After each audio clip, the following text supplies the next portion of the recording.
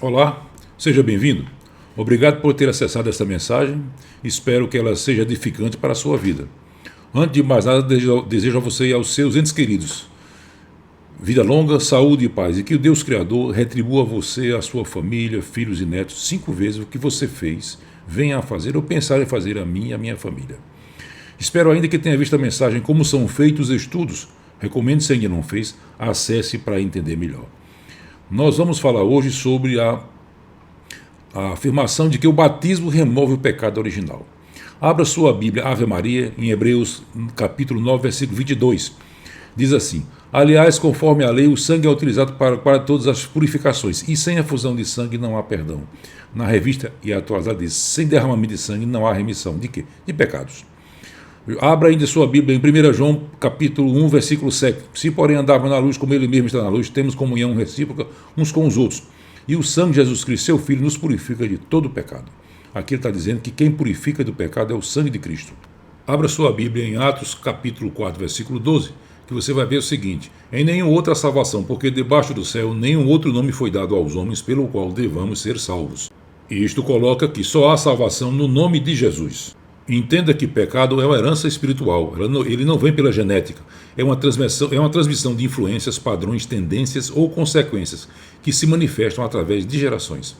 É uma herança espiritual geracional, passa para as gerações seguintes. Esta herança espiritual pode ser idolatria, pode ser necromancia, pessoas que invocam o espírito de pessoas mortas. Entenda que uma criança que nasce nesse tipo de ambiente vai repetir as mesmas coisas, pois foi isso que ela vivenciou, foi isso que ela aprendeu. E ainda rebelião ou desconfiança contra Deus. A geração que saiu do Egito, ou seja, não sabia o que Deus tinha feito por eles. O pecado, como herança espiritual, tem consequências tanto para bênçãos como para maldições. A obediência a Deus gera bênçãos. A promessa de Abraão de que as famílias seriam abençoadas. Abra sua Bíblia em Gênesis 12, versículo 3, diz: abençoarei aqueles que te abençoarem e amaldiçoarei os que te amaldiçoarem. De forma idêntica à desobediência, gera dificuldades. Escravidão, exílio, perda de proteção divina, conforme a gente viu no versículo acima. As gerações seguintes podem receber legados de quê? De fé. A fé de Timóteo, vindo da sua avó Lóide e da sua mãe Eunice. Abra sua Bíblia, Ave Maria, em 2 Timóteo, capítulo 1, versículo 5, diz: conserva a lembrança daquela tua fé tão sincera, que foi primeiro a de tua avó Lóide e da tua mãe Eunice. Pode ainda ser herança de ignorância espiritual. A geração seguinte a Josué não sabia sobre o que Deus havia feito. Abra sua Bíblia em Juízes 2, versículo 10, diz: toda aquela geração foi também se unir a seus pais, e sucedeu-lhe outra que não conhecia o Senhor, nem o que ele tinha feito a favor de Israel. O pecado tem consequências sérias para quem não obedece a palavra de Deus. Marcos 16, versículo 15 a 16 diz: ide por todo o mundo e pregar o evangelho a toda criatura. Quem crê e for batizado será salvo, mas quem não crê será condenado. A condenação é por não crer, não é por não ser batizado. Todos nós recebemos uma herança espiritual, e a herança espiritual não se conserta com ritual. Abra sua Bíblia em Salmo 50.7, eis que nasci na culpa, minha mãe concebeu-me no pecado. Na versão atualizada diz: em pecado me concebeu minha mãe. É a herança da inclinação para o pecado, é a inclinação natural da separação de Deus, é uma propensão, inclinação inerente para o mal. O pecado original é como a raiz de uma árvore de pecados. Os outros pecados decorrem, têm continuidade a partir do pecado original. Caso o pecado original pudesse ser removido pelo batismo, a criança batizada não pecaria mais dali por diante, porque a raiz de todo mal teria sido extirpada. Há que se entender que a criança não nasce em estado de inocência espiritual, mas já com a necessidade de redenção e um relacionamento restaurado com Deus. A origem do pecado é atribuída a Adão, porém a solução é atribuída a Cristo pela fé. O Catecismo da Igreja Católica, no seu capítulo 1, vai dos versículos 1213 até o artigo 1284. Neles, o artigo 1213 afirma: pelo batismo somos libertos do pecado e regenerados como filhos de Deus, tornando-nos membros de Cristo e incorporados à igreja. Afirma que o batismo apaga o pecado original e liberta o pecador, devolvendo a pureza e a comunhão com Deus. O artigo 1250 diz: a pura gratuidade da graça da salvação é particularmente manifesta no batismo da criança. Afirma que a salvação se manifesta no batismo da criança. E o artigo 1263 diz: pelo batismo todos os pecados são perdoados. Afirma que o pecado original e todos os pecados pessoais são apagados pelo batismo. Afirma que todas as penas devidas ao pecado são apagadas pelo batismo. Isso não corresponde à verdade bíblica. Esse ensino dá margem à noção, à teologia do limbus infantis para as crianças. O limbus infantis é uma noção teológica da Igreja Católica que refere a um suposto lugar de detenção das almas de crianças não batizadas. Segundo essa ideia, essas almas são excluídas do céu devido à falta de batismo. Não sofrerão as dores do inferno, mas também estarão distantes de Deus. Isso acrescenta a dor da perda de um filho, o terror psicológico de uma criança que morreu sem ser batizada pela igreja e que não vai estar no céu com Deus. É uma sobrecarga de sofrimento para um pai ou para uma mãe que perdeu um filho. Além de perder o filho, sofre a dor pensando que ele está no limbo, o lugar que não é o céu. Eu, pessoalmente, não me esqueci de uma cena desse tipo ocorrida no estado interior, onde a mãe desesperada procurou um sacerdote na cidade e na cidade vizinha para batizar uma filha agonizante. Na época foi pelo orelhão, não tinha telefone celular. Pro final a criança morreu sem ser batizada. E a mãe, ela, coitada, urrava, chorando porque a filha tinha ido para o limbo. Infelizmente essa cena ocorreu há mais de 25 anos, mas até hoje está vivo na minha memória. Não me lembro da face da mãe, mas me lembro do choro convulsivo, nunca me esqueci. É uma cena que eu não desejo para ninguém. Me marcou profundamente de forma negativa. Este ensino de que o batismo apaga o pecado original tem consequências graves. Primeiro, nega a suficiência da morte de Cristo para perdoar os pecados, ou seja, não precisa de Cristo. Basta você ser batizado, está resolvido. Segundo, mantenha o fiel submisso às ações da igreja, na contramão da Bíblia. Tira a decisão pessoal de confessar Cristo como Salvador. A salvação passa a ser uma concessão da igreja, uma concessão do sacerdote. Isso está na contramão da Bíblia. Abra sua Bíblia. Em Efésios 2, versículo 8 a 9, diz: porque gratuitamente que fostes salvos mediante a fé. Isso não provém de vossos méritos, mas é puro dom de Deus. Não provém das obras para que ninguém se glorie. Entenda que a salvação é grátis, ela vem pela fé. A fé é um dom de Deus, ele dá a quem quer, ele dá aos eleitos, conforme está em Tito, capítulo 1, versículo 1. Diz assim: Paulo, servo de Deus, apóstolo de Jesus Cristo, para levar aos eleitos de Deus a fé. Ou seja, a fé Deus dá aos eleitos.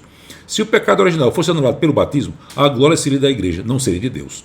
Abra sua Bíblia Maria em Isaías 42, de 8, diz assim: eu sou o Senhor, este é meu nome, ninguém cederei minha glória, nem a eles a minha honra. Deus não cede a glória dele para ninguém. A salvação seria por mérito, por obras, não por graça. Ok? Quando a igreja declara que o batismo remove o pecado original, garante salvação, a igreja se apropria do que não é dela e torna o fiel refém da igreja. É mais um dos condicionantes do só se. Segundo a igreja, a pessoa só é salva se for batizada na igreja católica. Ele só é salvo se estiver na igreja católica. Só é salvo se não contestar os dogmas da igreja. Só é salvo se não contestar que a Bíblia surgiu a partir da igreja. Como muitos afirmam, lembramos que a Bíblia começou 2.400 anos de Cristo, com Moisés escrevendo Gênesis. E lá na frente a gente vê que Deus escreveu os 10 mandamentos. Jesus nunca disse que o batismo removia o pecado original. Nenhum dos discípulos disse também que o batismo removia o pecado original. Abra sua Bíblia em Atos 3,19 e diz: arrependei-vos, portanto, convertei-vos para serem apagados os vossos pecados. Abra sua Bíblia, Marcos, capítulo 1, versículo 15, diz: completou-se o tempo do reino de Deus, está próximo. Fazer penitência e crer no Evangelho. Aqui a gente entende a versão penitência, é o que? São obras exteriores, para satisfazer ou reparar. Rezar, jejuar, dar esmola, peregrinar, cumprir ritos. A versão atualizada diz, dizendo: o tempo está cumprido e o reino de Deus está próximo. Arrependei-vos e crede no Evangelho. Então eu prefiro ficar com essa versão de arrependei-vos, porque é uma metanoia do grego. É mudança de vida e de pensamento. É restituição, é perdão, é reconciliação. Não é nada físico, como rezar, jejuar, dar esmola ou peregrinar. O batismo para os adultos sempre foi para arrependimento dos pecados. Deve ser seguido de conversão, mudança de pensamento. Nunca foi para a salvação. Os discípulos nunca disseram que o batismo removia o pecado original. Entenda que somente os justificados podem entrar no céu, e essa justificação não acontece pelas obras. Nunca se esqueça do malfeitor, do ladrão, como queiram, penitente que foi crucificado junto a Jesus Cristo, lá em Lucas 23, de 39 a 43. Ele não foi batizado e assim por diante. Em contraste com o mágico Simão, que foi batizado, mas não foi para o céu. Por quê? Porque ele queria comprar, como a gente vai ver, o dom de fazer descer sobre as pessoas o Espírito Santo. Este ensino de que o batismo apaga o pecado original é errado e perigoso. Por quê? Porque ele implica que a regeneração acontece do batismo. Biblicamente falando, o batismo não fornece regeneração a ninguém. Biblicamente falando, a regeneração não depende do batismo. Como é o caso de João Batista. Abra sua Bíblia em Lucas, versículo 15, capítulo 1, 15 diz: porque será grande diante do Senhor e não beberá vinho nem licor. Desde o ventre da sua mãe será cheio do Espírito Santo. Aqui está se referindo a João Batista. Como é o caso de Cornélio, em Atos 10, 44 e 48. Estando Pedro a falar, o Espírito Santo desceu sobre todos os que ouviam a santa palavra. Os fiéis da circuncisão que tinham vindo com Pedro profundamente se admiraram, vendo que o dom do Espírito Santo era derramado também sobre os pagãos, ou seja, sobre aqueles que não eram batizados. Na realidade, Cornélio foi batizado depois. Primeiro recebeu o Espírito Santo, depois foi batizado. A salvação dos infantes eleitos é cumprida exatamente na mesma base da salvação dos justos, no nome de Cristo. A graça manifestada na obra de Jesus Cristo redime os que não são capazes desse conhecimento, tanto os infantes como os que têm alguma deficiência mental. Mesmo sendo batizado, a luta contra o pecado continua. Romanos 7, 14 a 25, com destaque para o versículo 19. Não faço o bem que queria, mas o mal que não quero eu faço. Se o pecado original fosse retirado pelo batismo, o homem não teria que lutar para fazer o bem. Por quê? Porque não haveria nele a tendência de praticar o mal. Mas ele volta a pecar porque a semente do pecado continua lá, mesmo depois de batizado. É como lá em Jó 14, 7 a 9 diz: para a árvore a esperança, cortada pode reverdecer, os seus ramos brotam. Quando a sua raiz estiver envelhecida na terra e o seu tronco estiver morto no solo, ao contato com a água reverdece e descenderá ramos como uma planta nova. Ou seja, o que faz o homem pecar é a raiz que existe nele que ele herdou de Adão. Então o batismo não remove essa raiz. A criança, por menor que seja, batizada ou não, ela mente para defender como ninguém lhe tem ensinado, quebra do 8º mandamento. Ela é egoísta, não quer dividir os brinquedos com outras crianças, quebra do 10º mandamento, cobiçar. Ela quer tomar o que era das outras crianças, quebra o 10º mandamento, que é não cobiçar. Ela briga, disputa com outras crianças a posse dos brinquedos, mais uma vez a quebra do 10º mandamento. Ela desobedece e afronta os pais, às vezes até batendo neles, quebra o 5º mandamento, honrar pai e mãe. Agride fisicamente os pais, quebra do 5º mandamento, honrar pai e mãe. Deseja mal os que não atendem seus desejos, às vezes deseja o mal para quem não atende às suas vontades. E ocasionalmente se apropria do que não lhe pertence, ou seja, furta, é a quebra do 7º mandamento. Todo esse leque acima que nós citamos é comum em toda criança, mesmo sem ninguém ensinar, ela pratica isso aí, porque a raiz do pecado herdada de Adão continua nela, mesmo batizada ou não. O batismo é um símbolo de purificação do crente de seus pecados, mas as Escrituras não ensinam que a água ou o ritual salva a pessoa. Abra a sua Bíblia, Maria, em João 3, versículos 5 a 8. Respondeu Jesus: em verdade te digo, quem não nascer da água e do Espírito não poderá entrar no reino de Deus. E o que nasceu da carne é carne, e o que nasceu do Espírito é Espírito. Não é um ritual que vai apagar o pecado. O crente é salvo pela morte expiatória de Cristo na cruz e a sua ressurreição da sepultura. Entenda que atos espirituais, pecados, não têm conserto com rituais. O batismo é um símbolo do sangue que Cristo derramou e é o que purifica o crente do pecado. Abra sua Bíblia em 1 João capítulo 1, versículo 7. Se porém andarmos na luz como ele está na luz, temos comunhão recíproca uns com os outros. O sangue de Jesus Cristo, seu Filho, nos purifica de todo o pecado. Ainda Hebreus 9, 13 a 14 diz: pois se o sangue de carneiros e de touros e a cinza de uma vaca, com que se aspergem os impuros, santificam e purificam pelo menos os corpos, quanto mais o sangue de Cristo, que pelo Espírito Eterno se ofereceu como vítima sem mácula a Deus, purificará nossa consciência das obras mortas para o serviço do Deus vivo. Ambas as passagens mostram que quem salva, quem livra do pecado é o sangue de Cristo, não é rituais, ok? O argumento católico de que o batismo é necessário para a salvação é muito semelhante ao argumento dos opositores de Paulo na Galácia, que afirmavam que a circuncisão era necessária para a salvação. A resposta de Paulo é que os que exigem a circuncisão estão pregando outro evangelho. Ele diz que todos que confiam nas obras da lei estão sob maldição e fala com muita severidade aos que procuram acrescentar qualquer forma de obediência como exigência para a justificação. Completando, Paulo diz em Gálatas 5,4: já estáis separados de Cristo, vós que procurais a justificação pela lei, decaíste da graça. Na versão diz: de Cristo vos desligaste, vós que procurais justificar-se na lei, da graça decaíste. De forma idêntica, quem propaga batismo e remove o pecado original está de forma idêntica pregando um outro evangelho. Reforçando, afirmamos que o batismo não remove o pecado. Tanto é que o malfeitor penitente foi salvo sem ter sido batizado, enquanto que Simão, como já falamos, foi batizado aqui em Atos 8,13. Simão também acreditou e foi batizado. Tá certo? Lá na frente, em Atos 20 e 23. Veja que estás em fel de amargura, em laço de iniquidade. Por quê? Ele queria comprar o poder de conceder o Espírito Santo pela imposição das mãos, comportamento incompatível a um convertido. Precisamos entender que batismo e confissão são preceitos a serem observados. Preceito é uma norma ou regra que orienta o comportamento que deve ser seguido. Marcos 15 a 16 diz: ide por todo mundo pregar o evangelho a toda criatura. Quem crê e for batizado será salvo, mas quem não crê será condenado. Jesus nunca disse que aquele que não for batizado será condenado. Tal condenação só recai sobre quem não crê.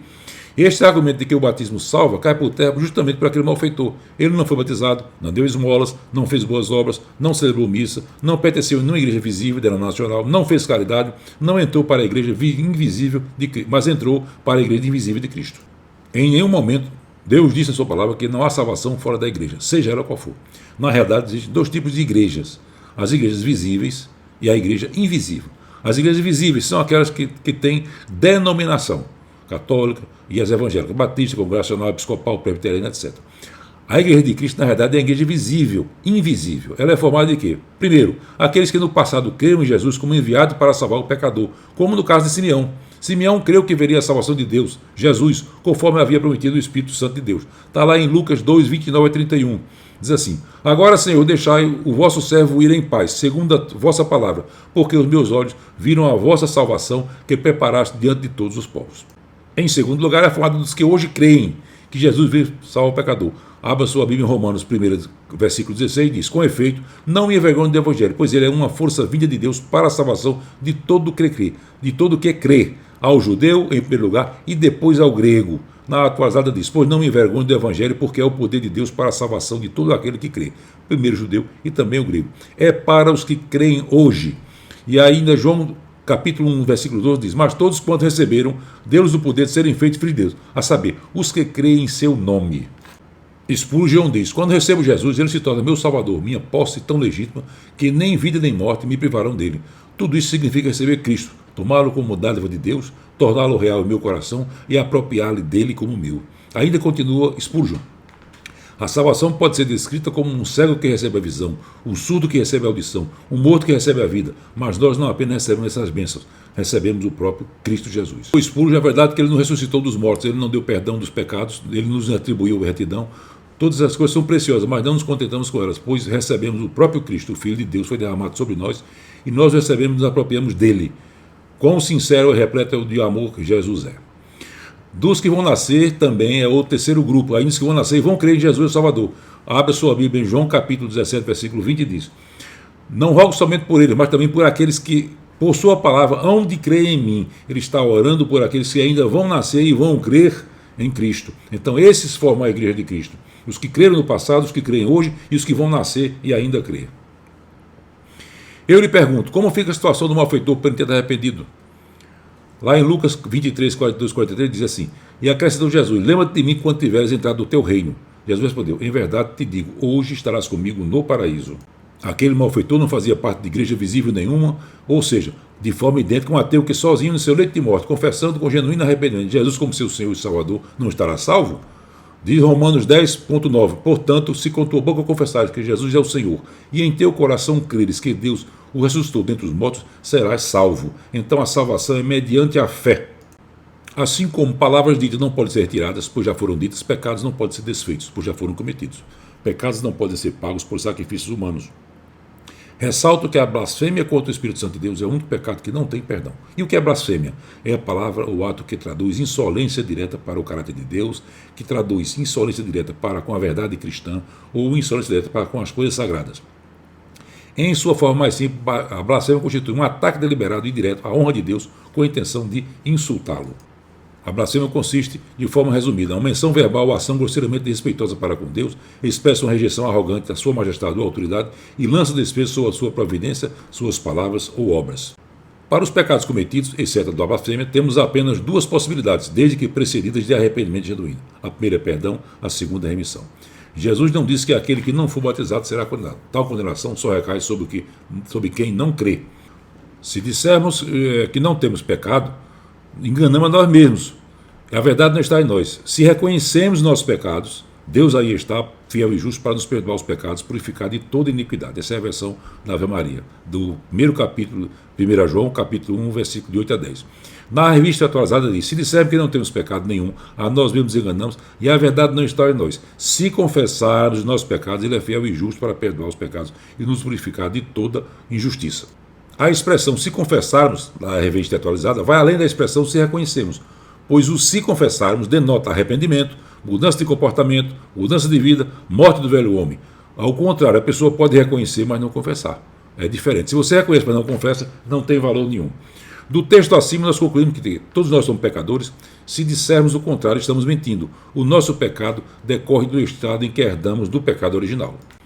Entenda que, com relação ao homem ao pecado, o homem não é pecador porque peca. Ele peca porque é pecador. Uma jaqueira não é jaqueira porque produz jaca. Ela não se torna jaqueira porque, em consequência, produz jaca. Pelo contrário, a jaqueira produz jaca porque é jaqueira, ou seja, a jaca é uma consequência normal de uma jaqueira. O ato de pecar não é a causa do homem ser pecador. O ato de pecar é uma consequência da condição herdada de ser um pecador. O homem peca porque é pecador. O pecado é consequência. Se o batismo removesse o pecado original, o homem seria puro, não poderia mais pecar. Por quê? Não teria mais a fonte básica do pecado, a raiz de todo o mal, que é o pecado original herdado de Adão. E isso contradiz com o que nós vimos acima. Pecado só pode ser tratado de duas formas. Perdão, é a primeira opção. Perdoados por Deus Pai ou por Jesus, pois esse derramou o sangue pelos nossos pecados. Essa é uma relação pessoal. O perdão é uma relação pessoal, é baseado na misericórdia de Deus, é o cancelamento da culpa, restaura a comunhão com Deus. Só quem pode perdoar pecados é Deus. As pessoas declaradas santas ou santos não podem perdoar pecados, porque não são Deus e porque estão mortas. Pessoas vivas não podem perdoar pecados contra Deus. Somente Deus pode perdoar os pecados contra ele, ou seja, não há possibilidade de um sacerdote liberar perdão em nome de Deus. Somente o próprio Deus tem essa capacidade. Vimos que quando reconhecemos o pecado, ele é fiel e justo para nos perdoar os pecados. Pecados são perdoados somente após confissão única e exclusivamente a Deus, seguidas de quê? De genuíno arrependimento. Se confessarmos, há um cancelamento da culpa. A segunda opção para o pecado é ser remido por Deus. Efésios 1, versículo 7 diz: nesse Filho, pelo seu sangue, temos a redenção, a remissão dos pecados, segundo a riqueza da sua graça. A remissão é um ato legal judicial. É baseado no sacrifício substitutivo, o sangue de Cristo. É o cancelamento da pena e o registro desse cancelamento. Está cancelada, registre-se em ata. É um ato de quem tem autoridade, remove a dívida eterna. Entenda que ambas as ações, a perdão ou remissão, só pode ser feita de Deus para o homem, ou seja, é de cima para baixo. A iniciativa sempre é de Deus e não do homem. Se o batismo resolvesse pecado original, a ação seria do homem para Deus, seria em ordem inversa, seria a justificação pela obra, anularia o sacrifício vicário de Cristo. Entenda que nós somos perdoados como os filhos e remidos como réus. Quando eu vejo alguém dizer que dá mais crédito ao que a igreja diz, com relação ao que a Bíblia diz, eu me lembro daquela música que diz: tudo certo como 2 e 2 são 5. Meu irmão, que essa mensagem faça morada em seu coração, que você reflita sobre tudo que você ouviu aqui. Nós estamos tratando baseado na Bíblia Ave Maria e na Bíblia Revista Atualizada. Que Deus abençoe você, sua família, que lhe dê um novo entendimento. E você entenda que batismo não remove pecado, nem de criança e nem de adulto. Quem remove pecado é o sangue de Cristo. Foi por isso que Cristo veio. Derramou o seu sangue sem ele ter pecado nenhum, para que eu e você nós fôssemos perdoados. Deus abençoe e guarde você e sua família.